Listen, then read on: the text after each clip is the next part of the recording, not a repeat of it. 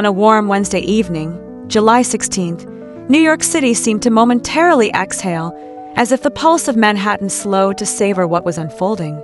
In the heart of SoHo, beneath the golden haze of street lamps and the hum of city life, two of America's most watched stars, Travis Kelce and Taylor Swift, were quietly crafting a new chapter in their love story.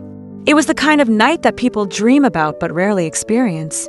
And for those lucky enough to witness it, the city itself felt transformed, if only for a moment. Travis Kelce, the Kansas City Chiefs' beloved tight end, and Taylor Swift, the music icon whose every move sparks a tidal wave of headlines, seem at first glance an unlikely pair. He's known for his strength and swagger on the field, she for her poetic lyrics and ethereal presence. Yet, when they stepped out of a chic SoHo restaurant that evening, there was a new energy in the air, a blend of elegance and ease that only a truly compatible couple can radiate. Taylor was a vision of understated glamour. Her long, wavy hair framed her face, catching the fading sunlight. She wore a black cardigan and a dark skirt, classic, timeless, and effortlessly chic. Travis, towering and calm, sported a white polo and cream khakis, accented by a crisp white baseball cap. Together, they looked like a scene from a modern fairy tale, hand in hand, strolling as if time itself had taken a pause for them. Their evening began at Casa de Lu, a high-end Italian spot tucked away on a quiet SoHo street. The restaurant is famous for its artisanal menu and rare wines, a haven for those who appreciate the finer things, but also want to escape the flashbulbs and crowds. For Taylor and Travis, this was a familiar retreat. The manager revealed that each time they visit, a secluded table on the second floor is meticulously prepared, with candles casting a gentle glow and dried lavender adding a whisper of fragrance. This night's menu was a love letter to their tastes. It began with a burrata salad, creamy, fresh, and delicate. Taylor's main course was a black truffle pasta, the earthy aroma filling the space between them, while Travis opted for a special beef lasagna, rich and hearty. They shared a bottle of Brunello di Montalcino, a red wine with depth and character, said to be Taylor's favorite for special occasions. The atmosphere was cinematic. Live jazz floated up from below, each note weaving around the couple's laughter and conversation. The candlelight painted their faces in soft gold, and the world outside seemed to fade away. What do a superstar athlete and a chart-topping musician talk about when the world isn't listening? According to those close to the couple, their conversations are as real and relatable as any other young couple in love. They spoke about work, of course, Taylor's ongoing Eras tour and Travis's looming return to the Chiefs training camp, but the talk soon turned to shared dreams and whispered plans. Sources say they're determined to carve out more time together, even as their schedules pull them in different directions. At one point during dinner, Travis recounted a recent golf outing with Patrick Mahomes and his brother Jason Kelce, describing with self-deprecating humor how he completely whiffed a shot, sending his friends into fits of laughter. Taylor burst out laughing, her hand covering her mouth, her eyes shining. It was a small moment, but one that spoke volumes. These are two people who genuinely enjoy each other's company. A waiter observed that Travis was attentive throughout, pulling out Taylor's chair, ordering for her, and always keeping his gaze gentle and warm. Taylor, in turn, seemed to relax into his presence, her laughter ringing out like music.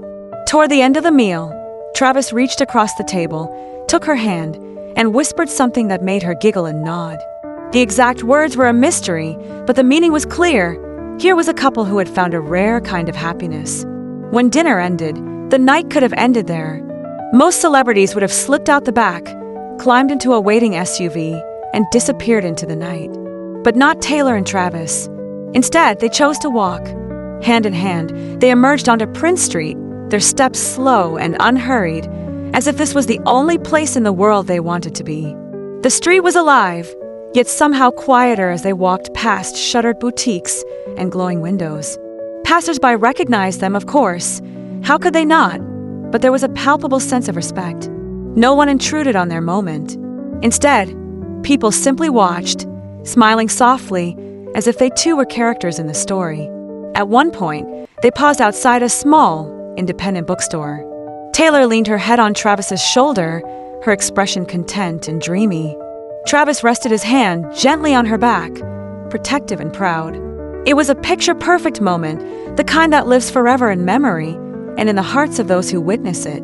It's easy to forget, with all the flashbulbs and headlines, that celebrity couples are still just people trying to find connection and joy.